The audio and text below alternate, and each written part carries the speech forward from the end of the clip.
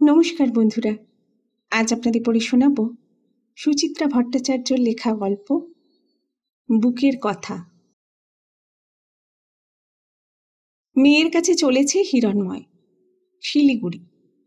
এ জীবনে কাউকে মনের কথা বলা হলো না হিরণময়ের। মেয়েকে বলতে হবে সব। মনে তো কত কথাই জমে মানুষের, হাজারো কথা, লাখো কথা, অর্বুদ কথা।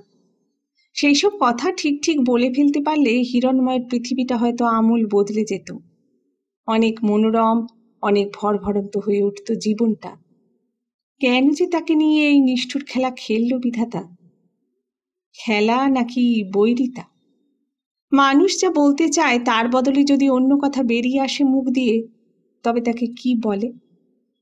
এই ব্যাপারটাই ঘটে আসছে হিরণময়ের জীবনে চিরটা কাল।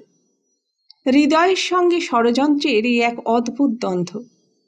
মন যা বলতে চায়, কণ্ঠ তাকে ধাক্কা মেরে হটিয়ে দেয়। ষড়যন্ত্র টপকে যদিও বা মুখে এলো কথাটা, জিভ ঠোঁট অমনি বিদ্রোহ করে বসল। মনের কথা মনেই রয়ে গেল হিরণময়ের। তার শৈশব কেটেছিল দুটো মানুষকে ঘিরে, মা আর দিদি। হিরণময়ের যখন সবে 6, তখন তার বাবা মারা যায় হঠাৎ। দিব্যি সুস্থ মানুষ, খেয়ে দেয়ে আপিস গেল, ফিরে এলো মৃতদেহ হয়ে। আপিসে নাকি ফাইল দেখতে দেখতে আর্তনাদ করে উঠেছিল একবার। পাশের টেবিলের লোক ছুটে আসার আগেই সব শেষ। বাবার মৃত্যুর পর অথই জলে পড়েছিল মা। আত্মীয় স্বজন, জ্ঞাতি গোষ্ঠী সবাই দূর থেকেই আহা উহু করে। এগিয়ে এসে দায় নেবার বেলায় একজনও নেই। অর্থ নেই, সম্বল নেই, দুটো ছেলে মেয়ে নিয়ে মা যে তখন কি করে।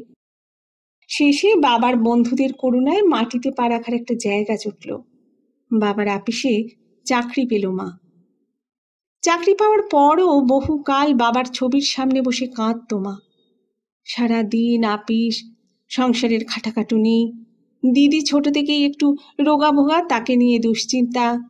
মা বোধহয় ফিরে ফিরে বাবার কাছেই আশ্রয় খুঁজত। মার কান্না দেখে বুক ভার হয়ে যেত হিরণময়ের। সন্ধ্যাবেলায় রাত নামতো চোখে। মনে মনে বলতো, দুঃখ করো না মা, আমাকে একটু বড় হতে দাও, তোমার সব কান্না আমি মুছে দেব। ছোট্ট হিরণময় জানতো না, এ পৃথিবীতে কেউ কারোর কান্না মোছাতে পারে না। কান্না জিনিসটা জুল ও বাতাসের মতো, রুক্ষ পৃথিবীকে কান্নাই খানিকটা সহনীয় করে তোলে। তা হোক, তবু কথাগুলো শুনলে হয়তো একটু ভালো লাগতো মার। শিশুর মুখের কথা হলেও সান্ত্বনা তো বটে। কিন্তু ওই যে মনের কথা মুখে আসে না হিরণময়ের, এসে এসেও ফিরে যায়। হিরণময় জোরে জোরে ঠেলতো মাকে, আর কাঁদতে হবে না, ওঠো, আমাকে খেতে দেবে, চলো। মা সজল চোখে বলতো, তোর কি বাবার জন্য একটুও মন কেমন করে না হিরু? করে করে, ভীষণ করে। যে মানুষটা এই সেদিনও ছিল, হাসি খুশিতে ভরিয়ে রাখতো সংসার, তাকে শ্মশানে পুড়িয়ে এলে বুক হু হু করবে না? বাবা কত ভালোবাসতো হিরণময়কে। ছুটির দিন হলেই তাকে নিয়ে বেরিয়ে পড়তো রাস্তায়। চিড়িয়াখানা, জাদুঘর, ভিক্টোরিয়া মেমোরিয়াল, পরেশনাথের মন্দির, কোথায় না যেত। আইসক্রিম, ঝালমুড়ি খাওয়াতো, বুড়ির মাথার পাকা চুল কিনে দিত, রেস্টুরেন্টেও খাইয়েছে কতদিন। হাঁটতে হাঁটতে হিরণময়ের পা ধরে গেলে তাকে কাঁধে নিয়ে ছুটতো বাবা। বাঘের খাঁচার সামনে হিরণময়কে পাঁজাকুলা করে তুলে ছুঁড়ে দেবার ভান করতো আর হাসতো গম গম করে। লকলকে চিতা হৃদয়ে সাপটে রেখে হিরণময়ের ঠোঁট বলে উঠত, যে মরে গেছে তার কথা ভেবে কি লাভ? ছোট মুখে বড় কথা শুনে অবাক চোখে তাকাতো মা। বুঝিবা বুঝতে চাইতো কথাটা কতটা শেখা বলি, কতটা বা অন্তরের। ভিজে স্বরে ধমকাতো, ও কথা বলতে নেই হিরু, তোমার বাবা এখানেই আছে, এই আমাদের চারপাশে। দূর, বাবা তো কবেই ভূত। সত্যি সত্যি ভূত এলে আমার একটুও ভালো লাগবে না। একদিন ঠাস করে চড় কষিয়ে দিয়েছিল মা। বিন বিন কান্না ঝেড়ে ডুকরে উঠেছিল। তোর মনে কি একটুও মায়া নেই? এই বয়সে এত নিষ্ঠুর! আশ্চর্য, সেই মাও বাবাকে ভুলে গেল। মাঝখান থেকে হিরণময়ের কপালে একটা স্ট্যাম্প পড়ে গেল, নিষ্ঠুর। এক সময়ের যোগিনী বেশ ধীরে ধীরে ঝেড়ে ফেলল মা। চুলে, মুখে, চোখে রুখোশুখো ভাব, কপালে দিবারাত্র বিষণ্ণতার ভাঁজ, দিব্যি উড়ে গেল। চড়া রঙিন শাড়ি পরে আপিস যেতে মা আর অস্বস্তি বোধ করে না। ছোট্ট টিপ পরে, পাউডার বুলোয়, পারফিউম মাখে, হালকা কাজলও দেয় চোখে।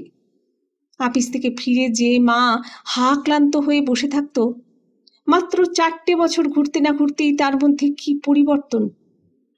বাবার আপিসের বন্ধু অরুণ কাকুর প্রায়ই আসা যাওয়া বাড়িতে। কাকুকে দেখলেই মার চোখ খুশিতে ঝলমল। মার ওই সুখী মুখটাই তো আজীবন দেখতে চেয়েছে হিরণময়। অরুণ কাকুকেও তার মন্দ লাগতো না। শান্ত কিন্তু কি দিলদরিয়া। কাকু কত খেলনা কিনে এনে দিত হিরণময়কে, দিদিকেও। যখনই আসতো হাতে চকোলেট, লজেন্স, কেক, পেস্ট্রি। হিরণময়দের হারিয়ে যাওয়া খুশিটাকে আবার যেন ফিরিয়ে আনছিল কাকু। এক রবিবার বিকেলে, সেদিন বুঝি অরুণ কাকু রাত্রে হিরণময়দের বাড়িতে খাবে। সকাল থেকে দিদিকে সঙ্গে নিয়ে কত পদ রাঁধল মা। তারপর বিকেল হতে আয়নার সামনে সাজতে বসলো। দেখতে দেখতে কি অপরূপ হয়ে উঠেছিল মার পান পাতা মুখ। পাতা কেটে চুল আঁচড়েছে, ঘাড়ের কাছে গোল খোঁপা, কপালের খয়েরি টিপও সেদিন যেন একটু বড়। মিষ্টি সৌরভে ভরে যাচ্ছিল ঘরের বাতাস। হিরণময় মনে মনে বলল, তুমি চিরকাল এমনই সুন্দর থেকো মা। সাদার ওপর নীল ফুটফুট শিফনের আঁচল কাঁধে ছুঁড়ে মা হঠাৎ কথা বলে উঠল, আমাকে কেমন দেখতে লাগছে রে হিরু? ষড়যন্ত্র খড়খড় করে উঠল হিরণময়ের। তোমার মুখটা কেমন বুড়ি বুড়ি হয়ে গেছে মা, সাজলে তোমাকে সঙের মতো দেখায়। মার মুখ পলকে মলিন, সমস্ত রং মুছে গিয়ে যেন দাঁড়িয়ে আছে এক 33 বছরের কঙ্কাল, এক প্রাগৈতিহাসিক মমি। অবসন্ন মা কপাল থেকে টিপ মুছে ফেলল, চুপটি করে মোড়ায় বসে রইল কিছুক্ষণ। ড্রেসিং টেবিলের আয়নায় কি যেন খুঁজল। তারপর অরুণ কাকুর কিনে দেওয়া ঝুড়ো কুমকুমের কৌটো ফেলে দিল জানলা দিয়ে নিঃশব্দে। মা আর কখনো টিপ পড়েনি। অরুণ কাকুর সঙ্গে সম্পর্কটাও স্থবির হয়ে গেল। মা একটা শক্ত লোহার বর্ম এঁটে নিল শরীরে, মনেও। হিরণময়দের সংসারে আলো জ্বলেও নিভে গেল। সংসারে অসুখ সুখ থাকেই, ঝড় ঝাপটা বিপদ আপদও আসে, আবার কখনো কখনো দক্ষিণা বাতাসও বয়। কিন্তু নিভে যাওয়া সংসারে শুধু মেঘ আর মেঘ। সেই মেঘের আড়াল থেকে এক অদৃশ্য তীরন্দাজ বিষের তীর হেনে চলে অবিরাম। রোগা দিদির ভারী ন্যাওটা ছিল হিরণময়। বাইরের জগৎ তেমন টানত না হিরণময়কে। 4 বছরের বড় দিদিই ছিল তার কৈশোরের পৃথিবী। দিদির সঙ্গে খাওয়া, দিদির সঙ্গে খেলা, দিদির সঙ্গে ঘুম। সেই দিদি পড়ে গেল এক কঠিন অসুখে। বাবাকে অসম্ভব ভালোবাসত দিদি। বাবার মৃত্যুর পর গুমড়ে গুমড়ে কাঁদত। দিদির সেই গোপন অশ্রুই বুঝি প্লুরিসি হয়ে বাসা বাঁধল বুকে। হিরণময়ের জগৎ যেন চুরমার হয়ে গেল। 14 বছরের দিদি সারা দিন মিশে আছে বিছানায়, বিষণ্ণ ফ্যাকাশে, শীতের নিষ্পত্র কৃষ্ণচূড়া গাছটির মতো। দিদিকে দেখে ভীষণ মায়া হতো হিরণময়ের। জ্বরে আচ্ছন্ন দিদির মাথার পাশে বসে হিরণময় মনে মনে বলতো, দিদি তুই ভালো হয়ে ওঠ, দিদি তুই একদম সেরে যা। একদিন হিরণময়ের প্রার্থনার সময় চোখ খুলল দিদি। শীর্ণ হেসে বলল, কি বিড়বিড় করছিস রে হিরু? হিরণময় ভীষণ চমকে উঠল। কই কিছু না তো। নিশ্চয়ই কিছু বলছিস, কি বলছিলি বল না। হিরণময়ের জিভ ঠোঁট বেমালুম বলে দিল, তুই আর ভালো হবি না রে দিদি। এই কথা কেন বলছিস? দিদি প্রায় কোকিয়ে উঠল। তোর অসুখটা খুব খারাপ, আমি জানি। এ রোগ সেরেও সারে না। নিমেষে দিদির মুখ পাংশু। রক্তহীন মুখমণ্ডলে প্রাণের আভাসটুকুও যেন আর রইল না। অসারে জল গড়িয়ে গেল গাল বেয়ে। হিরণময়ের দিকে পিছন ফিরে শুলো দিদি। 2 মাস পর দিদি মোটামুটি সুস্থ হলো, তবে দিদির বুকের দোষটা পুরোপুরি গেল না কোনোদিন। সামান্য অনিয়মেই অসুখে পড়ে, ঘুষ ঘুষ জ্বর লেগেই আছে। একটু হাঁটাচলা করলেই হাঁপায় কুকুরের মতো। লেখাপড়াটাও হলো না দিদির। বয়স বাড়ার সঙ্গে সঙ্গে দিদি বড় খিটখিটেও হয়ে গেল। বিনা কারণে মার সঙ্গে গলা ফাটিয়ে ঝগড়া করে, তুচ্ছ অজুহাতে দিন রাত সাপ সাপান্ত করে ভাইকে।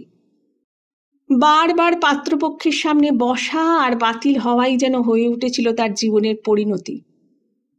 হিরণময় তখন একটা ওষুধের কোম্পানিতে কাজে ঢুকেছে, ক্যানভাসার। সেও তখন বুঝে গেছে দিদির রূপ নেই, গুণ নেই। যদি দিদির বিয়ে হয়ও, তার জন্য লাগবে প্রচুর টাকা। দিন রাত খেটে টাকা জমিয়ে চলেছে সে। তার মনের কোণে এক সূক্ষ্ম অপরাধের কণা নোংরা ঝুল হয়ে জমে আছে। যদি একদিন মুখ ফুটে দিদিকে মনের কথা বলে ফেলতে পারত, তাহলে কি আর একটু সতেজ হয়ে ফুটে উঠত না দিদি? এ বড় কঠিন দ্বন্দ্ব। এই দ্বন্দ্বের কুল কিনারা পায় না হিরণময়। পায় না বলেই সে আরো অসুরের মতো খাটে, আরো টাকা জমায়। শেষ পর্যন্ত দিদির একটা সম্বন্ধ পাকা হলো। পাত্র কার্ডবোর্ডের ব্যবসা করে। খাট, আলমারি, ড্রেসিং টেবিল, নমস্কারি, শাড়ি, এছাড়া তাদের আর বিশেষ দাবি দেওয়া নেই। গয়না শাড়ি মেয়েকে যে যেমন দেয় তা তো হিরণময়েরা দেবেই। হিরণময় দিদির বিয়ের তোড়জোড় শুরু করলো, কোমর বেঁধে। বহুদিন পরে সংসারে একটা উৎসব আসছে। বিয়ের মাত্র 7 দিন আগে আবার এক বিষ তীর ছুঁড়ল অদৃশ্য তীরন্দাজ। পাত্রপক্ষ একটা ছোট্ট লিস্ট পাঠিয়েছে, অতি বিনয়ের সঙ্গে। ব্যবসার কাজে তাদের হঠাৎ লাখ টাকা আটকে গেছে। ছেলের বৌভাতের খরচ খরচার জন্য 10,000 টাকা দরকার। আগে বলা হয়নি ছেলেকে কাজের ধান্দায় নানান জায়গায় ছুটে বেড়াতে হয়। একটা মোটরসাইকেল বা স্কুটার না হলে ভয়ানক অসুবিধে হয় ছেলের। হিরণময়ের মা সেটিয়ে গেল। এখন কি হবে হিরু? হিরণময়েরও চোখ ফেটে জল আসছিল। এখন উপায় কি হবে দিদির? মা বলল, আরো 25-30 হাজারের ধাক্কা। অত টাকা আমি পাবো কোথায়? হিরণময় দ্রুত হিসেব করে নিচ্ছিল। ব্যাংক থেকে কুড়িয়ে কাচিয়ে আরো 1000 তোলা যেতে পারে। বাকিটা কি কোনোভাবে জোগাড় করা যায় না? দরকার হলে কোম্পানির মালিকের কাছে আত্মাটাও বাঁধা রাখবে সে। মাকে অভয়বাণী শোনাতে চাইল হিরণময়, কিন্তু ষড়যন্ত্র বেইমানি করল। এ বিয়ে ভেঙে দাও মা। দিদি হাউ মাউ করে তেড়ে এলো। কেন বিয়ে ভাঙবে? আমার জন্য তুই টাকা খরচ করতে চাস না? তোর জমানো টাকা নেই? হিরণময় বলতে চাইল, সত্যি অত নেই রে। বলে ফেলল, থাকলেও দেব না। ওখানে বিয়ে হওয়ার থেকে তোর আইবুড়ো বসে থাকা ভালো। শুকনো প্যাকাটির মতো দিদি দেওয়ালে মাথা ঠুকতে লাগলো। আমি মরে যাব, আমি বিষ খাবো। ভেতরের হিরণময় বলে উঠল, আমি তোকে প্রাণের থেকে বেশি ভালোবাসি রে দিদি, তুই শান্ত হ, আমি ব্যবস্থা কিছু করবই। মা দিদি শুনতে পেল উল্টো কথা। পাগলামি করিস না দিদি, এ বিয়ে আমি কিছুতেই হতে দেব না। আচমকা মা ছুটে গিয়ে জাপটে ধরল দিদিকে।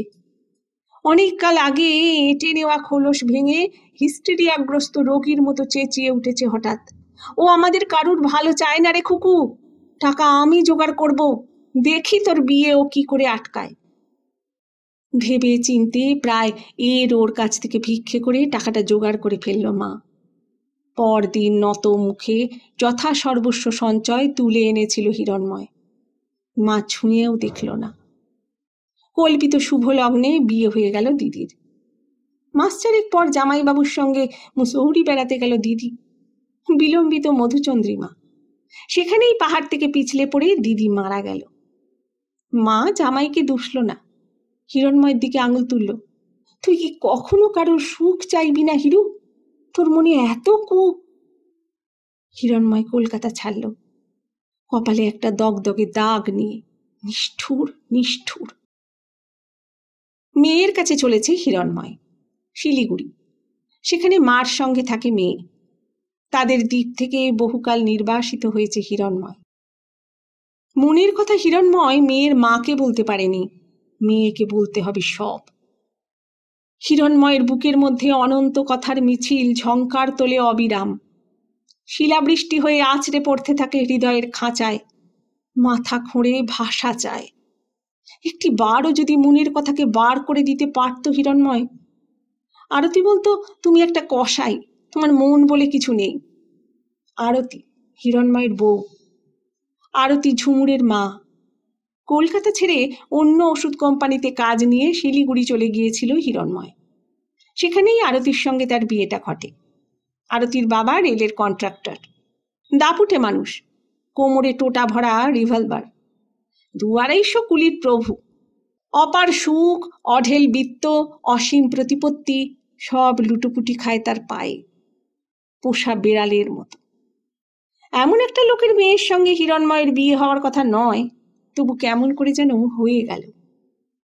হিরণময় তখন ভূতের মতো খাটে। সকালবেলা বেরিয়ে পড়ে বাক্স নিয়ে, হিমালয় থেকে তরাই চক্কর মারে দিনভর। তখন তার পরিশ্রম নিজেকে শুধু চেতনার শেষ সীমায় নিয়ে যাওয়ার জন্য, যাতে দিন শেষে বুকে কোনো কথা জমার অবকাশটুকুও না থাকে। আরতির বাবা কর্মবীর, বোধহয় হিরণময়ের এই পরিশ্রমী চেহারাটাই পছন্দ হয়েছিল তার। হিরণময়ের মধ্যেও তখন এক তীব্র বাসনা, সংসার করতে হবে। আরতির বাবার প্রস্তাবে সেও বেশ প্রলুব্ধ হয়েছিল। একটাই শর্ত ছিল আরতির বাবার, মেয়ে তার চোখের মণি, হিরণময় কখনো শিলিগুড়ি ছাড়তে পারবে না। হিরণময় বা তখন কোথায় যাবে? মেনেই নিল। বিয়ের খবর জানিয়ে চিঠি দিল মাকে। মা এলো না। ফুলশয্যার রাতে আরতিকে দেখে চোখে জল এসে গিয়েছিল হিরণময়ের। ফুল চন্দনে সাজা, বেনারসিতে মোড়া ওই পুতুলের মতো মানবী তার। তবে কি জীবন আবার? প্রিয়জন হারিয়ে আবার কি প্রিয়জন পেল হিরণময়? ফাল্গুন মাস, মহানন্দার দিক থেকে একটা বাতাস আসছিল ঘরে। ঠান্ডাও নয়, আবার ঠিক উষ্ণও নয়, কেমন এক শান্তির প্রলেপের মতো। দোল পূর্ণিমার চাঁদ উকি দিচ্ছিল জানলায়। আরতি বিছানায় বসে একটা একটা করে কাঁটা খুলছিল খোঁপা থেকে। মৃদু মৃদু পা দুলিয়ে ছুন ছুন নিক্কণ তুলছিল নূপুরে। তেমন একটা লজ্জাশীলা কনেবধূটি ছিল না আরতি, বরং সে যেন একটু বেশি চপল। গ্রীবা হেলিয়ে আরতি প্রথম কথা বলল, আমাকে একটু জল দাও তো। টেবিলে জলের গ্লাস। দৌড়ে নিয়ে এলো হিরণময়।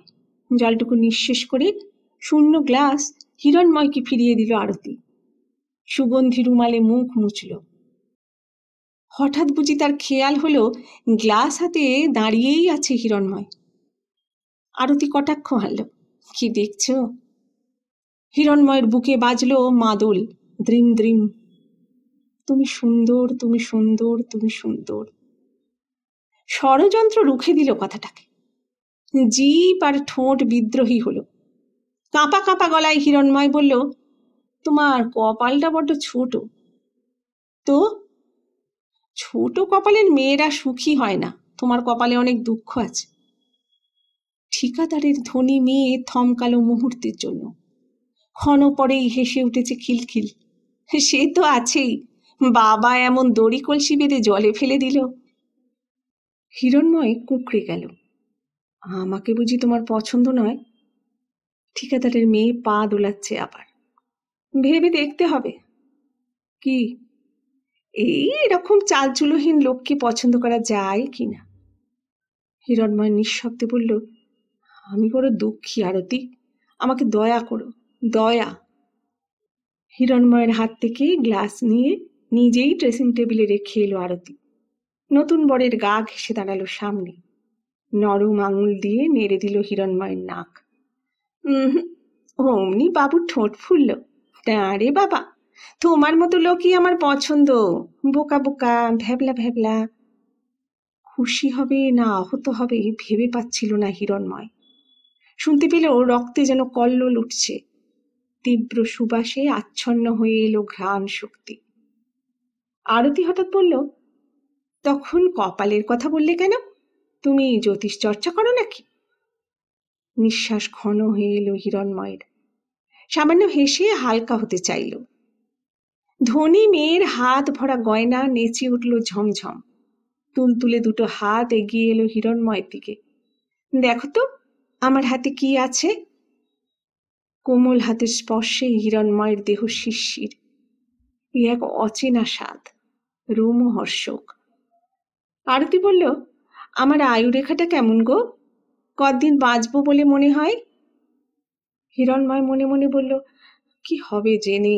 যতদিন সুখ ততদিনই তো বেঁচে থাকা, বাকি জীবন তো নিরস সাল তারিখের হিসেব। অধীর হয়ে আরতি বলল, আমার স্বাস্থ্য কেমন যাবে? অসুখ কিন্তু আমার একটুও ভালো লাগে না। হিরণময় মনে মনে বলল, অসুখের চিন্তাই অসুখ আরতি। আমি চিরকাল তোমার মন ভালো রাখবো, অসুখ তোমার হবেই না। আরতি ঝামড়ে উঠল, কই কিছু বলো, হাত ধরে সখা হয়ে দাঁড়িয়ে রইলে কেন? তরবরিয়ে সরব হলো হিরণময় এবং ভুল কথা বলল, তোমার হাতে বড় কাটাকুটি, এত দাগ থাকা ভালো নয়, জীবন জটিল হয়। আমার জীবন জটিল হবে কি মরতে? আমার বাবা আছে না, সব জটিলতা বাবা সিধে করে দেবে। বাবার কাছে আমার সুখ সব থেকে আগে। হিরণময়ের হাত থেকে করতল দুটো খসে পড়ে গেল। ভয় খেয়ে গেলে? হেসে লুটিয়ে পড়েছে আরতি। তুমি একটা ভোঁদা কার্তিক, তুমি একটা হাঁদা গঙ্গারাম। ফুলশয্যার রাতে মেয়েরা কেন বড়দের হাত ধরতে বলে বোঝো? হিরণময় সত্যি ভয় করছিল। বড়লোকের মেয়েকে বিয়ে করে কি ভুল করলো সে? পরদিন থেকে আরও পরিশ্রমী হয়ে গেল হিরণময়। বড়লোকের মেয়েকে স্বাচ্ছন্দ্যের নকশি কাঁথায় মুড়ে রাখতে হবে। কখনো যেন বাবার ধনের কথা না তুলতে পারে আরতি, কখনো যেন এতটুকু অভাবের কষ্ট না পায়। এত খেটেই বা কি লাভ হলো হিরণময়ের? যার জন্য উদয়াস্ত পরিশ্রম, তার মুখ ভার দিনে দিনে। আরতি দর্পি মেয়ে বটে, কিন্তু তার চাওয়া খুব বেশি নয়। হিরণময় বাড়ি ফিরলেই সে ছোট ছোট অনুযোগের ঝাঁপি খুলে বসে। তুমি আমাকে নিয়ে বেড়াতে যাও না, শান্তিনিকেতন থেকে অত ভালো নৃত্যনাট্যের দল এসে চলে গেল, তুমি একদিনও সময় করতে পারলে না। সারাটা দিন কিভাবে কাটে আমার সে খবর রাখো। হিরণময় নিবিড় চোখে তাকাতো। তোমাকে ছেড়ে এই খেটে মরা, এ তো তোমারই জন্য আরতি। বলতো অন্য কথা, ঘরে বসে থাকার দরকার কি, ঘোরো না নিজের মতো। কার সঙ্গে ঘুরবো? যার সঙ্গে খুশি, এ শহর তো তোমার চেনা। আরতির মুখ থমথমে হয়ে যেত, সরে যেত পাশ থেকে। জানি, চাইলেই বাবা এক্ষুনি গাড়ি পাঠিয়ে দেয়, একবার তুড়ি দিলে 100টা সঙ্গী জোটে আমার। সত্যি? তুমি দেখতে চাও? হিরণময়ের মুখের বলাটাকে ধ্রুব করে নিয়ে সঙ্গী জুটিয়ে নিল আরতি। পাড়ার দেওর, পুরনো বন্ধু, অনেকেরই আনাগোনা শুরু হলো বাড়িতে। আজ এর সঙ্গে মার্কেটিং, কাল ওর সঙ্গে সিনেমা, কখনো বা দলবল নিয়ে পাহাড়, কখনো পিকনিক করতে জঙ্গল। কতদিন রাতে বাড়ি ফিরে বউকে দেখতে পায়নি হিরণময়। তবু সম্পর্কটা ছিল অম্ল মধুরে, কাঁটায় ফুলে। এক রাতে হিরণময়ের গলা জড়িয়ে শুয়ে আরতি রাত পাখির মতো রিন রিন করে উঠল, এই তুমি তমালকে চেনো? কে তমাল? চেনো না? আমার বাপের বাড়ির পাশেই যে বিশাল বাড়ি, দারুণ হ্যান্ডসাম, রোজ নতুন নতুন রঙের টি শার্ট পরে, প্রচন্ড স্পিডে মোটর বাইক চালায়। হিরণময় চিনতে পারল না, তবু বলল, হ্যাঁ হ্যাঁ চিনি, কেন? তমালটা ভারী অসভ্য হয়ে গেছে। হিরণময়ের বুক ঢিপ ঢিপ করে উঠল। তমাল কি বলে জানো? বলো না আরতি, বলো না। তমাল বলে আমার জন্যই নাকি ও বিয়ে করে উঠতে পারছে না। যে মেয়েকেই দেখে তাকে আমার তুলনায় বাঁদরি মনে হয়। হিরণময় নিরুচ্চারে বলল, এইসব তো আমার বলার কথা, এ কথা তমাল বলে কেন? মুখ বলল, অকারণ স্তুতিবাক্য মানুষের ক্ষতি করে আরতি। আরতি শুনেও শুনল না, ঝটপট বলে উঠল, তোমার হিংসে হচ্ছে? বুকের চিনচিন ভাব বুকেই রয়ে গেল হিরণময়ের। স্বর বলল, হিংসে কেন? কারণ তুমি তমালের মতো হ্যান্ডসাম নও, কারণ তুমি তমালের মতো সুন্দর করে কথা বলতে জানো না, কারণ তুমি তমালের তুলনায় অতি সাধারণ। কথাটা বলেও যেন তৃপ্তি হলো না আরতির। ব্যঙ্গের সুরে বলল, আরও কি বলে শুনবে? কি? সেই কথাটা, যে কথাটা আমাকে তুমি আজও বলনি। হিরণময় মনে মনে বলল, সে কথা কি তুমি এখনো শুনতে পাওনি আরতি? কণ্ঠ বলল, তুমি কি সে কথা আর আমার কাছে শুনতে চাও? না, চাই না। আরতি ছিটকে সরে গেল। ও কথা তমালের মুখেই মানায় ভালো। ক্রোধের বদলে এক বিষাদ ঢেকে ফেলেছিল হিরণময়কে। পথে ঘাটে বনে প্রান্তরে পাহাড়ে আকাশে নদীতে সর্বত্র আরতিকে দেখতে পায় হিরণময়। এই দুনিয়ায় কোনো পুরুষ কোনো নারীকে হিরণময়ের থেকে বেশি ভালোবাসতে পারে না। বুক উজাড় করতে গিয়ে বাধা পেল হিরণময়। উৎকট হাই উঠে কথার পথ রোধ করল। মুখ বলল, রাত বড় অশালীন ভাবনা ভাবায়, তুমি ঘুমাও আরতি। আরতি অন্ধকারে হিসিস করে উঠল, তুমি কসাই, তুমি মানুষ নও, মন বলে তোমার কিচ্ছু নেই। কথাটা আরও বহুবার বলেছে আরতি, বহু সময়। প্রতিবার একটু একটু করে ছিঁড়েছে সম্পর্কের সুতো। শেষবার বলেছিল বড় কঠিন ভাবে। তখন তাদের মাঝে ঝুমুর এসে গেছে। 1.5 বছরের মেয়েকে নিয়ে সেবার প্রথম আরতির সঙ্গে বেড়াতে গিয়েছিল হিরণময়, পাহাড়ে। তখন হিরণময় কোম্পানির এরিয়া ম্যানেজার, সবে একটা গাড়ি কিনেছে। শ্বশুরের সাহায্য ছাড়াই ছোট্ট বাড়িও তুলেছে শিলিগুড়িতে। হিরণময় খুশি, খুবই খুশি। আরতিও সেদিন বেশ উচ্ছল। শেষ বিকেলে পাহাড় কিনারে দাঁড়িয়ে অনেক নিচের জঙ্গল দেখছিল সে। দেখছিল দুপাশে পাইনের হাতছানি, দেখছিল অপরূপ ক্যাকটাস চতুর্দিকে, পাশে ঝুমুর। পাহাড় চুঁইয়ে আসা আলোয় দুজনেই কি অপরূপ। খানিক দূর থেকে অপলক চোখে দুজনকে দেখছিল হিরণময়। আরতি একসময় ডেকে উঠল, এই শুনছ, শুনছ? আমি যদি এক্ষুনি পাহাড় থেকে ঝাঁপ দিই কেমন হয়? এ কি কথা বলে আরতি? আশঙ্কা চেপে হাসল হিরণময়। ওখানে বড় ঝোপ জঙ্গল, একটু নিচে গিয়ে আটকে যাবে। আরতি ভুরু কুঁচকে তাকালো। যদি আরো খাদের দিকে গিয়ে ঝাঁপ দিই, ধরো ওই দিকটায় গিয়ে? কেন আরতি, এখন তোমার কিসের অভাব? হিরণময়ের কণ্ঠস্বর বলল, তুমি মরতে পারবে না আরতি, তোমার এত পিছু টান। কিসের পিছু টান? আমি আমি আমি আরতির কাছে পৌঁছেও হিরণময়ের স্বর বিশ্বাসঘাতকতা করে বসল। তোমার বাবা, যিনি তোমার সমস্ত জটিলতার সমাধান করতে পারেন, তোমার তমাল, যে তোমাকে ভালোবাসার কথা শোনাতে পারে। আরতি গুম। খানিক পরে ফ্যাসফ্যাসে গলায় বলল, আর কোনো পিছুটা নেই আমার? ম্রিয়মান আরতিকে দেখে বুক টনটন করছিল হিরণময়ের। আরতি কি শুনতে চায় সে তো স্পষ্ট। তবু কেন ঠোঁট খোলে না হিরণময়ের? দিব্যি কায়দা করে আরতিও ঘুরিয়ে নিল কথাটা। আমাদের মেয়ে নেই? ভুল বলতে হিরণময়ের জিভ সঙ্গে সঙ্গে রাজি। আমাদের যে একটা মেয়ে আছে আমার মনেই থাকে না। মানে? এ মেয়ে যে সত্যি আমার, বিশ্বাসই হতে চায় না। মানে? কথার পিঠে কথা পড়ে গেছে। মাথা খুঁড়লেও কথা আর ফেরাতে পারবে না হিরণময়। আরতি বিকারগ্রস্তের মতো চেঁচাচ্ছিল, তুমি কসাই, তুমি ইতর, তুমি ছোট লোক। বিকেল বড় দ্রুত রাত হয়ে গেল, কালো অন্ধকার রাত। শিলিগুড়ি ফিরেই মেয়ে নিয়ে বাপের বাড়ি চলে গেল আরতি। হিরণময় আনতে গিয়েছিল তাদের। আরতির বাবা ফটক দেখিয়ে দিল। বাড়ি গাড়ি বেচে শিলিগুড়ি ছাড়ল হিরণময়, কপালে দগদগে দাগ নিয়ে। কসাই, কসাই। মেয়ের কাছে চলেছে হিরণময়, শিলিগুড়ি। সেখানে আরতির সঙ্গে থাকে ঝুমুর। মা মেয়ের দ্বীপ থেকে বহুকাল নির্বাসিত হয়েছে হিরণময়। 20 বছর পর হিরণময়কে চিঠি লিখেছে মেয়ে। বিয়ে। মেয়ে বিয়ের আগে একবার বাবাকে দেখতে চায়। কথার ভার আর বইতে পারে না হিরণময়। দেহ নব্জ হয়ে আসে তার। কান মাথা ভোঁ ভোঁ করে সর্বক্ষণ। মাত্র 57 বছর বয়সেই এক পলিত কেশ বৃদ্ধ হয়ে নিজেকে খুঁড়ে চলে হিরণময়। তার চোখের সামনে ভেসে ওঠে এক বিকেল, যে বিকেলে ঝুড়ো কুমকুমে সাজছিল মা।